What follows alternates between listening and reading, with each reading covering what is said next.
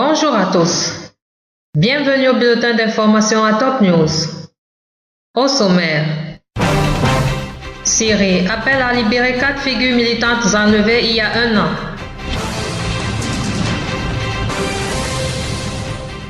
Salam débute dans les prochaines semaines de la livraison des armes françaises. Ukraine, le cessez-le-feu dans l'Est est respecté.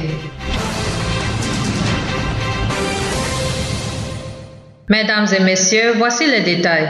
Plus de 50 organisations syriennes et internationales ont lancé un appel conjoint mardi pour la libération de 4 figures militantes enlevées un an auparavant dans une région contrôlée par les rebelles près de Damas. Razan Zeytouneh, Wael Hamada, Samira Khalil et Nazem Al-Hamadi ont disparu dans la ville de Douma le 9 décembre 2013. Aucune partie n'a revendiqué leur rap et aucune information n'a depuis percé à leur sujet. Dans leur déclaration, signée notamment par le Centre de documentation des violations et l'organisation Human Rights Watch, basée à New York, ces ONG estiment que les 4 militants semblent avoir été enlevés en raison de la nature de leur travail. Elles appellent les groupes armés qui contrôlent la région et les gouvernements qui les soutiennent à faire tout leur possible pour faciliter la libération des militants.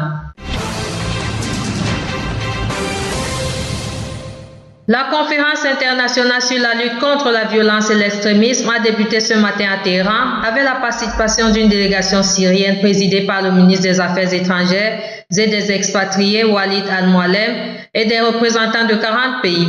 Dans son allocution d'ouverture, le président iranien Hassan Rouhani a affirmé que l'Iran œuvre pour l'instauration de la sécurité et de la stabilité dans la région, appelant les pays qui soutiennent le terrorisme à arrêter leur soutien direct et indirect et à assécher les ressources du terrorisme. Il a indiqué que les courants extrémistes suivent une seule méthode représentée par la violence, ajoutant que les ingérences étrangères sont une sorte de colonisation moderne. Il a ajouté que le monde a besoin d'étapes essentielles pour la lutte contre l'extrémisme.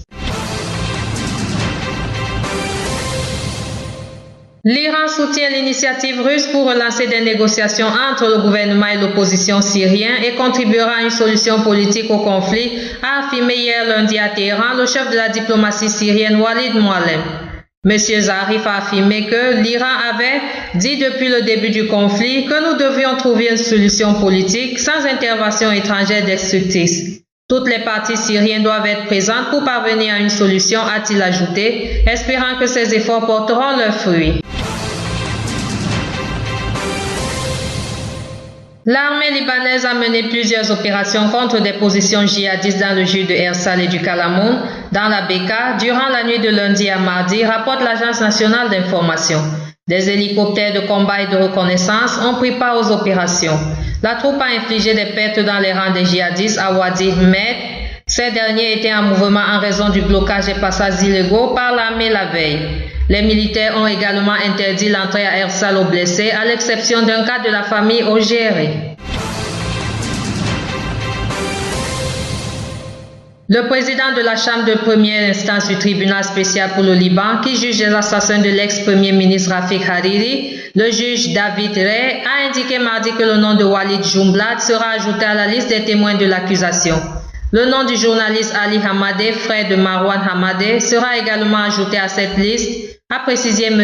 Ray. Le juge a souligné que les témoignages de M. Jumblat et de M. Hamadeh Ali seraient pertinents pour le tribunal du fait des relations étroites qu'ils entretenaient entre eux avec l'ancien premier ministre Rafik Hariri. Le Liban va commencer à recevoir dans les prochaines semaines les armes françaises dont son armée a besoin pour faire face à la grave menace djihadiste, a déclaré le premier ministre Tamam Salam à l'AFP avant de se rendre en France. Tamam Salam entame demain mercredi une visite officielle à Paris, au cours de laquelle il rencontrera vendredi le président François Hollande, puis son premier ministre Manuel Valls. Le président ukrainien Petro Poroshenko a indiqué mardi que le cessez-le-feu décrété depuis le début de la matinée dans l'Est séparatiste de l'Ukraine était respecté. Il y a 1h30, nous avons déclaré un nouveau cessez-le-feu. Nous n'avons pas eu un seul tir, nous n'avons eu aucun soldat tué, a déclaré M. Petro Poroshenko lors d'une conférence de presse à Singapour où il se trouve en visite. Autre titre, le Premier ministre britannique David Cameron est attendu mardi à Ankara pour une visite de travail afin d'évoquer avec les dirigeants turcs la crise syrienne et la lutte contre les djihadistes du groupe de l'État islamique, a-t-on indiqué de sources diplomatiques turques. David Cameron aura un entretien dans l'après-midi avec son homologue islamo-conservateur turc Ahmet Davutoglu qui rentrera d'un déplacement en Pologne. Une conférence de presse conjointe est prévue dans la soirée vers 18h GMT, puis M. Cameron aura un dîner de travail avec le président Recep Tayyip Erdogan dans son fastueux et controversé palais présidentiel.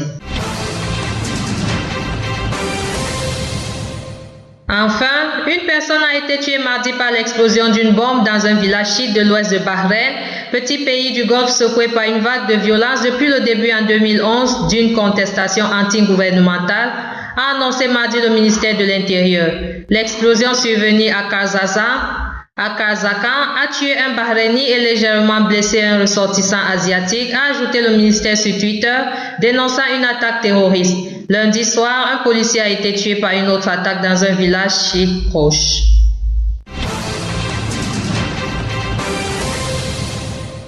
Merci à vous qui nous suivez de Beyrouth et partout ailleurs. Bulletin présenté par Anna et Camille.